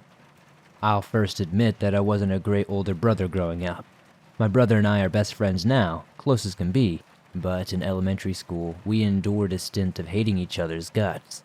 I'm a couple of years older than him, so this would be sometime around when I was in 6th grade and my brother was in 4th grade. We have also established our relationship. His name is Chris, and that's how I will reference him from now on. Mid-October, late 1990s, Chris and I are in the McDonald's drive-thru with our mom. Our Happy Meals are handed to us, and we each get a Halloween plastic bucket. I get the ghost and Chris gets the pumpkin. He doesn't want the pumpkin because he thinks the face is scary. Being the brother I am, I decide to taunt him with the bucket and belittle his feelings. He cries, and I'm scolded for my antics. But as my mom turns to yell at me, she doesn't notice the car in front of her has stopped, and she rear-ends the end of the truck in front of us. The man gets out, and he's not really upset, even though there's now a pretty good ding in his rear bumper. He looks in the car and smiles at us. He's tall with a booming baritone voice. As he leans near the driver's window, he speaks kindly with my mom and asks our names while exchanging information with my mom before getting back into his truck. When the man in front leaves the parking lot, he takes a left. We make a right. My mom was a little shaken up, but not enough to direct her straight back toward me. My head is against the passenger window, and I'm still looking into the rearview mirror on my door. I notice the white Toyota make a U-turn and start to follow our car. My mom is still pissed at us, so I hold my tongue for the moment. She doesn't notice yet, but the white Toyota stays behind us for quite some time, only abandoning the pursuit when we pulled into our neighborhood. Days pass and the event becomes a forgotten blip as the excitement for Halloween ramps up. My mom spent more time we could appreciate stitching together the cat dog costume we'd been wearing that night. If you don't know Cat Dog, it was an American cartoon where the main characters are, as you would probably guess, a cat and a dog, but they're Siamese twins. So my brother and I were attached via a big fabric tube sewn to our backs. This was our first Halloween without our mom, and she was more than delighted to make a costume that would force me to keep an eye on my brother. As the sun sets, we're out the door. The fabric tube bends enough for us both to walk side by side, but for comfort, I make my brother walk backwards as I lead the way. There were about 5 houses in our little cul-de-sac loop before you'd be opposite of our house. Then we'd walk up the block and do that again. Turning onto the next block, etc. I noticed an eerily familiar white truck sitting idling about 40 yards deep. The interior is dark, but I can see a red ember glow of a cigarette, as well as a small exhale of smoke coming out of the driver's side window, signifying that someone is there. I ask my brother if he also thinks this is the same truck from the McDonald's. We spin while walking, so my brother is now in front. He confirms and tells me he can see the big ding our mom had left. We spin back around. We can still hit a couple of houses without going past the truck. Innocently, my brother asks me if the man will ask us for money to fix the ding. At the moment, at that age, I was like, oh crap, yeah, maybe he would. Before we get to the first house fence post, I see the cigarette get flicked out the window, and he's stepping out of the now illuminated truck. He pleasantly shouts our names as if running into old friends. Then he begins to walk towards us. Again, I immediately advised him that our mother wasn't with us tonight, and at that moment and age, even worse, I follow up with, "We're all alone out here and don't have money to fix his bumper." He laughs and tells us he's not there for the money. Then he spins a fictional tale about how he's obtained too much candy tonight and needs to get rid of some, and that he didn't want it to go to waste, and remembered 2 young men going trick-or-treating that may want some of it. My brother shouts, "Wow, now I feel obligated to follow him back to his idling truck, so my little brother can have some of the candy. And I don't have to reject his oddly kind gesture, you know? I almost felt indebted to him for how cool he was being about the dent, and I think he could tell. Anyway, on the walk there, I let my brother walk in front as the man tells him about the variety of sweets he'll soon have access to. With me facing the house, I notice it's pretty dead out here, and we may be the only kids on this particular street. I asked the guy, "Hey, where'd you get all this candy anyway?" My brother follows it up with asking if he went trick-or-treating. The man laughs, but he doesn't answer either of our question. Instead, he opens what I assume is the truck door and tells us to hold on just 1 second while he grabs the candy. And just like that, I feel a strong pull on my costume. Before I can even harp on my brother for moving like an idiot, he's screaming, "Let go of me! Let go of me!" And again, a strong pull, almost taking me to the ground. Instinctually, I pull back using my weight to pull myself forward. It's then I realize this guy has a hold of my brother. And by the sheer design of my costume my mother made, he's got a hold of me too. The man is desperately trying to silence my brother, and he succeeds by putting his hand over his mouth to muffle the scream. So I took over, yelling precisely what my brother was and adding, "Help! He's got my brother!" The man seems to grow even more frustrated and seems to pull even harder as he physically picks my brother up. The costume chokes me but doesn't rip. He's picking up and putting down my brother like a rag doll, but without me budging. He can't do anything to get my brother free. I felt him try to grab at me and lift me off the ground, so I spin around. I'm in the position where I'm next to my brother. I realize he can't get us both. I look the guy dead in the eyes, lean over, and bite the hand he's holding over my brother's mouth as hard as I can. He smacks my face away as he removes his hand. He gets in real close and tells me to shut the fuck up, or he will snap our necks. My brother went cold when he said that. I'll never forget it. Terrified, I just keep screaming. I'm yelling in his face and he's looking around. For the first time, I can see he's frantic. He's attempting to cover my mouth with no success. As he tries again, my brother picks back up with the screaming. It seems like so much happened in such a small window of time. The whole thing couldn't have lasted more than a minute, maybe 2 at most. Just as I start to hit this guy as hard as I can hear someone, a new voice. I turn my head but can't entirely move my body due to the man's newfound grip on my costume. But then, sweet release, the man let go of our outfit. Without even a second thought, I yell at my brother to run and we book it. Looking back only once, I could see the truck taking off in the opposite direction. But I can also see a group of neighbors standing there where we were, more coming out of their houses and some calling out to us. We don't stop and we ran all the way home. But not before going inside. We promised each other that we wouldn't tell our mom what happened. Why? We feared that we would never be able to trick-or-treat again. For some reason, we thought we would be the ones in trouble for almost getting kidnapped, which I guess messed us up for quite some time.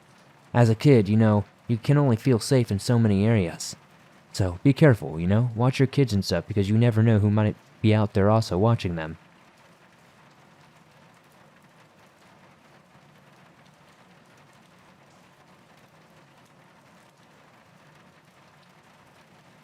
Burned into My Memory by Invisible Socks. So I have to tell my own story I have held for all these years. I am 46 years old and this event happened when I was around 5 or 6. My parents at the time left me at my grandmother's house during the day, presumably for childcare, and I have very few memories of that time. A few things that do stick out are walks to the park across the street in Fullerton, California, and home-cooked meals. I always like to climb this tree outside as well. But more importantly, I want to point out that I have a few memories from that time in my life. This is one I'm about to tell you that stayed and etched into my memory the most. I remember it was broad daylight, probably about 10 a.m. or so. I was eating cereal in my grandmother's kitchen. She used to talk on the phone all the time with her friends or whoever, so she would have to pay attention to me. That morning, she was deep in conversation with a friend, and I noticed something in my side vision that was outside. The best way I can describe it is it was like when you see men at hockey games that wear those green bodysuit things that completely cover their face and everything. So you see an outline of a man. However, this man I saw was unlike most of the other accounts of shadow people. It had no features on his face, if it was even male. No nose, no mouth, just a head that was all black. This was in the middle of the day, like I said. I couldn't see any shadows or anything, just the black figure. He was walking on the side of the house and walking slowly, almost like he was in slow motion. I was scared and frozen. He walked right up to the window and almost looked like he was going to walk right through it. He started looking in, and looking back on it now, my adult brain is trying to make sense of it. Like it was just a guy who was robbing people wearing a balaclava. But the figure had no features whatsoever. What made this more frightening is that he had no shadow as well. He just seemed to slip by, and once he got to the concrete block fence wall thing that are so common in Southern California, he vanished. I have heard in the past that sometimes kids and young people are more attuned to seeing paranormal things. I have been a lifelong skeptic. I still cannot explain this, and like I said, it has stuck in my head for all of these years. I just wanted to share this with the community. I feel so much better telling someone. I told my son earlier when we were driving and when we were listening to Art Bell Archives in the car. Listening to that really brought back a flood of memories from that encounter. I still cannot explain it.